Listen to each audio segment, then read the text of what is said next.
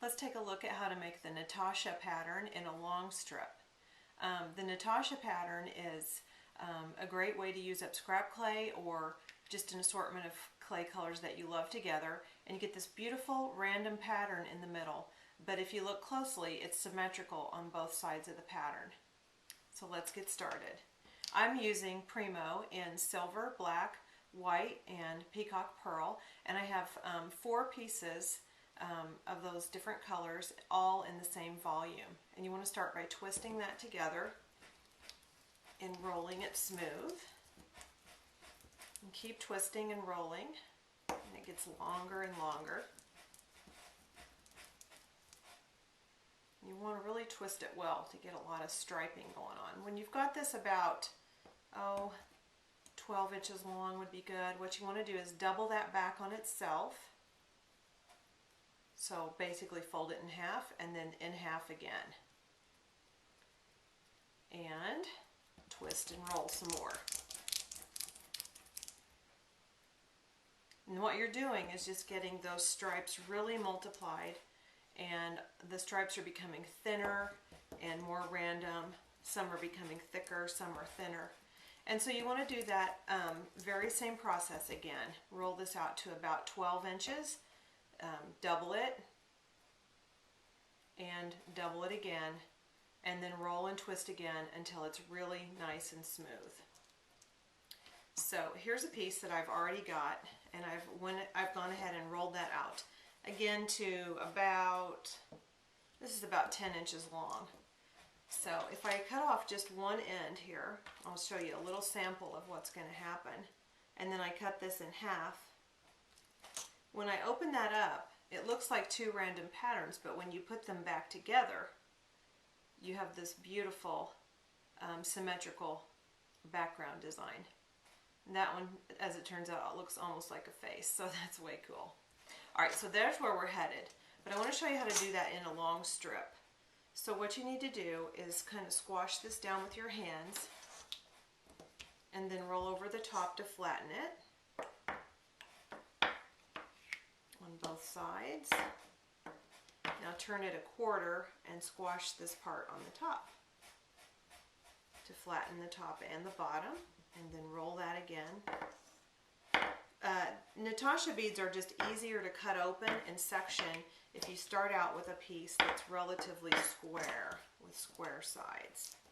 So you have that nice and square on the top. What you want to do is start by scoring through, just using a straight blade. Once you have a nice score going, you want to cut this all the way down the middle as equally as you possibly can for the entire length. I'm going to go again just to make sure I have it cut all the way through. Now when you open this up again, it looks like kind of a cool looking pattern. But the magic comes, or the miracle comes, and some people call these miracle beads instead of Natasha beads. They're all the same thing. When you piece this back together and you're careful to line those patterns up right where they came apart from each other, you have this magnificent symmetrical pattern. Looks like just an exquisite cane, and it goes all the way down the length. Okay, I want to show you how to change this into a bracelet now. So what you want to do is pinch the 2 sides together, the 2 Natasha sides together, so they just match on the top. Once you've got that matching well, flip it over. Make sure these are really stuck together well by pinching with your fingers. And then you want to roll across the top of this. That helps any of the inconsistencies or bumps in the clay to flatten out, and that also helps it all bond together. Now let's turn it back over to the pattern side and look at it again, and that is just beautiful. And I'm just giving it one more pinch to make sure it all stays together.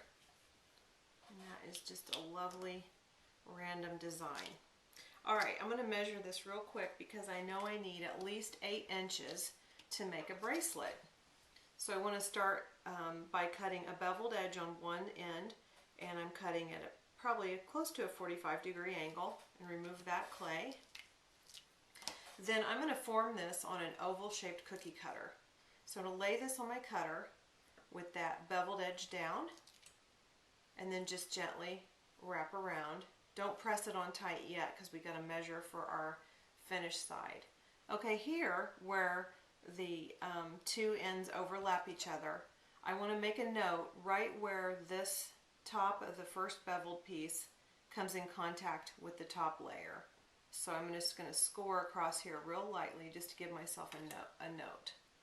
And then I'm going to open that back up, and I'm going to cut an opposite beveled edge across my mark there back toward myself, so that this bevel goes the opposite direction of the one we first cut. Okay, now wrap it again. Start with your beveled edge there, and actually this time we're going to kind of press it to the cutter, but not too much until we have it all the way formed. Okay, now on this side I want to just overlap these two bevels as cleanly as I possibly can. Okay, now I'll take my finger and just smooth this out and smooth one into the other, and then do the same thing on the edges.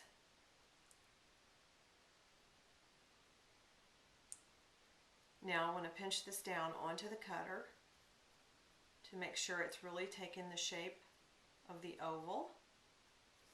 And right here I have a little piece sticking out from where I pressed the bevels together, so I'm just going to trim that off.